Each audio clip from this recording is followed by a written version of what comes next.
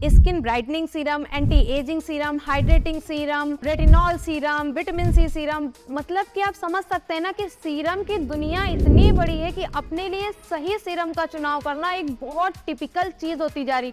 हम लोग क्या करते हैं, कोई भी सीरम ले आते हैं, यूज़ करना स्टार्ट कर देते हैं, हफ्ते 2 हफ्ते बाद पता चलता है कि अरे लो, ये तो मेरी स्किन पे सूट ही नहीं किया। देखिए, कोई भी इन्फ्लुएंसर है, कोई भी बताने वाला है आपको कुछ भी, तो वो अपनी स्किन के अकॉर्डिंग या 2-4 लोगों के रिव्यू लेके आपको चीज़ें बताता है। अगर आप उसका सही से उपयोग नहीं करते हैं तो आपकी स्किन पे वो कंडीशन वर्स्ट भी हो सकती है।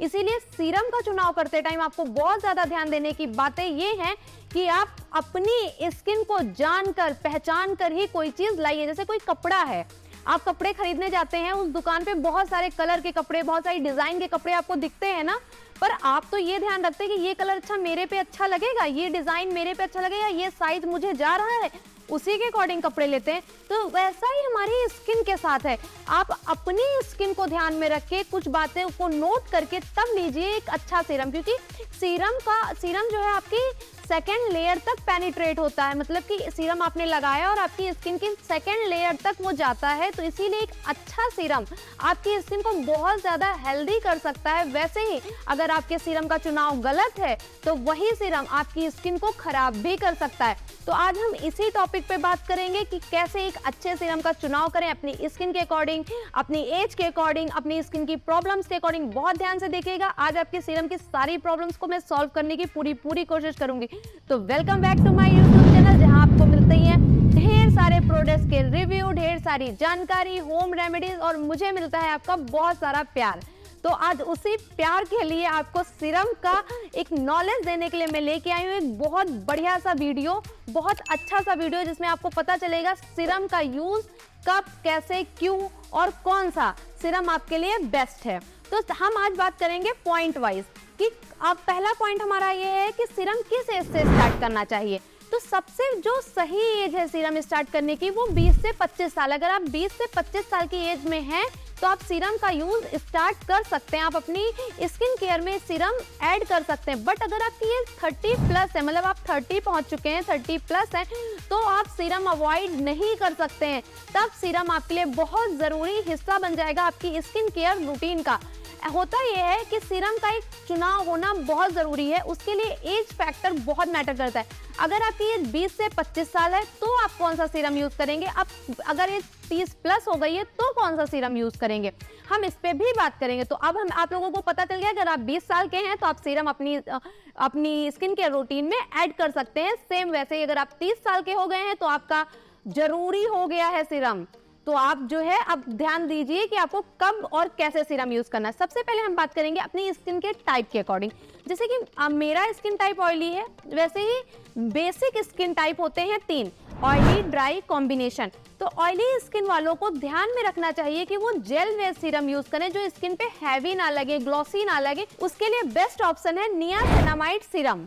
जी हाँ, अगर आपकी स्किन ऑयली है, एक्ने प्रोन है या चिपचिपाहट है, ऑयली स्किन में सबसे ज्यादा ओपन पोर भी होते हैं, मेरी बात से जितने भी ऑयली स्किन वाले हैं सब एग्री करेंगे, उनको नियासिनामाइड बेस्ड सीरम यूज करना चाहिए। फिर से नोट कर लीजिए, niacinamide based serum oily skin के लिए बेस्ट सीरम होता है। जिस भी सीरम में नियासिनामाइड होगा वही सीरम आपके लिए बेस्ट होगा। अब हम चलते हैं अपनी कॉम्बिनेशन स्किन की तरफ। अगर आपकी स्किन कॉम्बिनेशन है तब आप हाइलुरोनिक एसिड या नियासिनामाइड दोनों में से एक सीरम चूज कर सकते हैं। बट अगर आपकी स्किन ड्राई है तो आप क्या करेंगे, तो आप करेंगे हाइलुरोनिक एसिड को ऐड।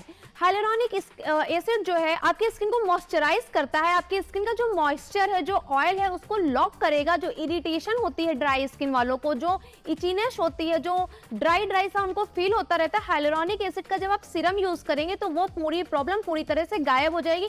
ड्राई स्किन अगर सेंसिटिव है तो भी हाइलुरोनिक एसिड आपको कभी भी निराश नहीं करेगा, इसकी तो मैं गारंटी लेती हूँ।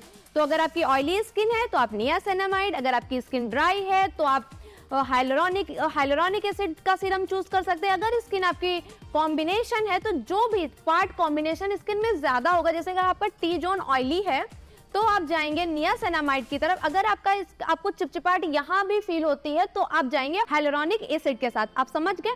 अब हम बात करेंगे एक मेन प्रॉब्लम मैच्योर स्किन की, मतलब कि 30 प्लस की जो स्किन होगी उस पे, ये बहुत वास्ट टॉपिक है, एक बहुत बड़ा टॉपिक है, बट मैं कोशिश करूंगी कि मैं बहुत बेसिक से बहुत जरूरी पॉइंट्स में ऐड कर पाऊँ। तो जो मैच्योर स्किन होती है उनके लिए बहुत ज़रूरी होता है एक ऐसा सीरम जो उनकी फाइन लाइन से लड़े, उनकी चेहरे की डलनेस से भी लड़े, क्योंकि जब हमारी एज 20 से 25 से 28 साल के बीच होती है तो होता ये है कि हमारी स्किन खुद सब कुछ बना लेती है। मतलब हमारी स्किन में एक ब्राइटनेस अपना इनहेल रहती है, कोलेजन रहता है हमारी बॉडी में, तो अपनी बॉडी को रिकवर कर लेता है। बट जब हमारी एज 30 प्लस हो जाती है, मतलब कि आप 30 प्लस पहुंच गए हैं, तब हमारी स्किन अपने आप से कुछ बनाना बंद करे। तब हमें एक ऐसा सीरम चाहिए होता है जो आपको सब कुछ प्रोवाइड करे, क्योंकि आप 10 सीरम नहीं लगा सकते हो कि भाई अच्छा रेटिनॉल फाइन लाइन के लिए आप अलग सीरम लगाओगे, डलनेस के लिए अलग सीरम लगाओगे, 10 सीरम लगाना पॉसिबल ही नहीं। तो एक ऐसा सीरम जो आपको बहुत अच्छे से रिकवरी दे, तो वो सीरम कौन सा सीरम होगा? अगर आपकी स्किन में फाइन लाइंस आ गई होंगी, डलनेस आ गई होगी, एक रूखापन आ गया होगा, उस सबके लिए बेस्ट सीरम रहते हैं रेटिनॉल और पेप्टाइड सीरम। ध्यान रखिएगा, रेटिनॉल पेप्टाइड सीरम आते हैं मैच्योर स्किन के लिए। अगर आपका स्किन मैच्योर हो गया है तो आप रेटिनॉल बेस्ड और पेप्टाइड बेस्ड सीरम चूज कर सकते हैं। अगर आप मेरी बात करेंगे कि मैं कौन सा ज्यादा रेकमेंड करूंगी ताकि आपको कोई कंफ्यूजन ना हो, तो मुझे पेप्टाइड सीरम ज्यादा बेस्ट लगते हैं, क्योंकि रेटिनॉल आपकी सिर्फ एज को कंट्रोल करता है, सिर्फ आपके एज के मार्क्स को छुपाने में आपकी मदद करता है, एज प्रोसेस को थोड़ा सा स्लो कर देता है। बट पेप्टाइड सीरम जो होते हैं जिसमें भी पेप्टाइड पाया जाता है, वो सीरम आपकी स्किन को एक बहुत ग्लॉसी इफेक्ट देते हैं, आपकी फाइन लाइन से लड़ते हैं, आपको पिगमेंटेशन की प्रॉब्लम स्टार्ट हुई है तो वो उससे फाइट करते हैं और आपकी स्किन को हाइड्रेट रखते हैं, जो कि मैच्योर स्किन के लिए बहुत ही अच्छा पार्ट है। अब हमारी बात स्किन टॉपिक से खत्म हो चुकी है कि अगर आपकी स्किन कौन सी है तो आप इसमें से कोई भी स्किन के टाइप के हैं, इसके अकॉर्डिंग आप अपना सीरम चूज कर सकते हैं। अब हम बात करेंगे कि अगर हमारी स्किन में किसी तरह की प्रॉब्लम है तब हम क्या करेंगे। सबसे मेन प्रॉब्लम होती है हमारी स्किन में एक्ने की, पिंपल्स की।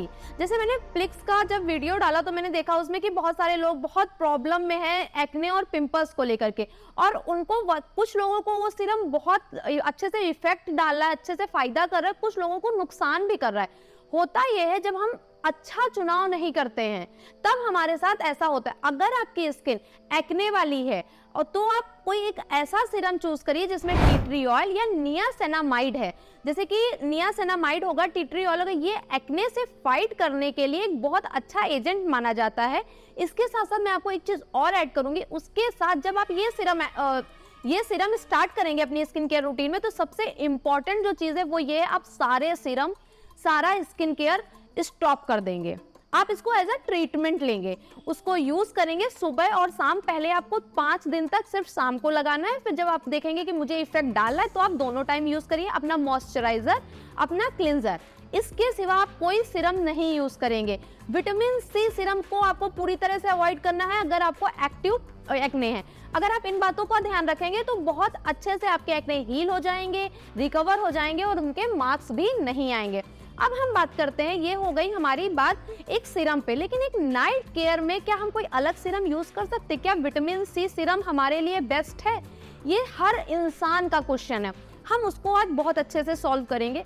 विटामिन सी हर स्किन पे जाता है, चाहे वो ड्राई हो, चाहे वो सेंसिटिव हो, चाहे वो कॉम्बिनेशन हो, स्किन टाइप डजंट मैटर। अगर आप एक अच्छा विटामिन सी सीरम लाते हैं तो वो सब पे जाएगा। बस थोड़ी सी पॉइंट्स का ध्यान रखना है तो आपको कोई भी नुकसान नहीं होगा। पहला पॉइंट ये है कि जब भी आप एक विटामिन सी सीरम यूज लेने जाएं शॉप पे, तो आपको ध्यान में रखना है कि आपकी स्किन का टाइप कैसा। अगर आपका स्किन ड्राई है तो आप एक क्रीम बेस्ड सीरम लेंगे, अगर आपका स्किन ऑयली है तो आप एक जेल बेस्ड सीरम लेंगे जो ड्यूई ना हो, जो जल्दी एब्जॉर्ब हो जाए स्किन में। अगर आपकी स्किन कॉम्बिनेशन है तो आप एक बहुत अच्छी स्किन के मालिक हैं, आप चूज कर सकते हैं जिसमें आप कंफर्टेबल हैं, आप वो सीरम ले सकते हैं।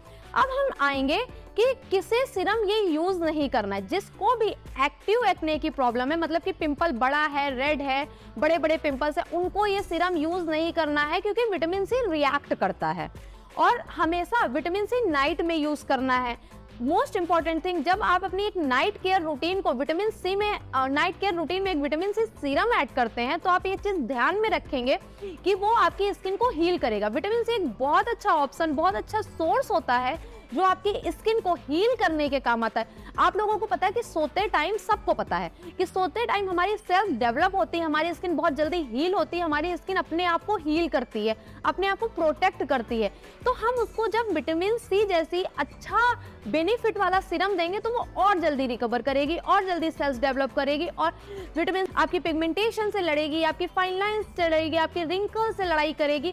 मतलब आपके जितने भी स्किन के दुश्मन है ना, वो सबको सबसे लड़ने के लिए सक्षम है, सबसे लड़ने के लिए एकदम सशक्त है। तो विटामिन सी एक बहुत अच्छा सीरम हो सकता है आपकी नाइट केयर लाइफ का। लेकिन जब आप अपनी स्किन के अकॉर्डिंग, जो मैंने पहले सीरम बताया वो आप डे में यूज करिए, और जो नाइट केयर में है आप विटामिन सी यूज करिए, वो भी स्किन टाइप के अकॉर्डिंग। जब आप ऐसे करेंगे तो आपको सीरम को लेकर जितने भी डाउट हुए होंगे, आई थिंक वो पूरी तरह से क्लियर हो चुके होंगे। होप आप सबको ये वीडियो बहुत अच्छे से समझ में आ गया होगा, आपकी प्रॉब्लम सॉल्व हो गई होगी। अगर फिर भी कोई भी प्रॉब्लम रह जाती है, कोई भी क्वेरी रह सकती है, तो आप मुझे कमेंट कर सकते हैं। मैं कोशिश करूंगी कि मैं आप सबके कमेंट्स का रिप्लाई करूं, क्योंकि मुझे वो बहुत अच्छा लगता है। Thank you, bye bye.